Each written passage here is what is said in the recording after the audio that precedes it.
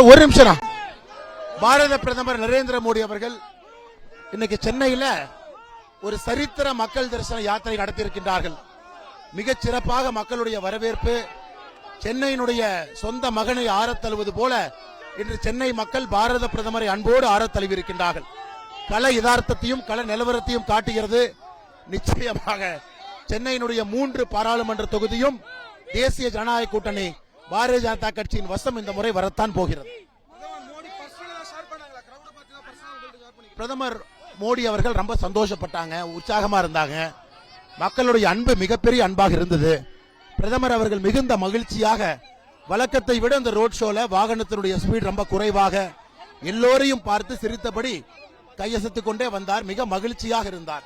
ஒரு அற்புதமான ரோட் ஷோங்கண்ணா. கடந்த காலங்களை காட்டிலும் பிரதமர் மோடியுடைய வருகை தமிழ்நாட்டில் அதிகமா இருக்குது. தேர்தல் எந்த அளவுக்கு எதிரொலிக்க நினைக்கிறீங்க நீங்க? பிரதமரை பொறுத்தவரை தமிழகத்தை விரும்புறாங்க, மக்களை விரும்புறாங்க, கலாச்சாரத்தை விரும்புறாங்க.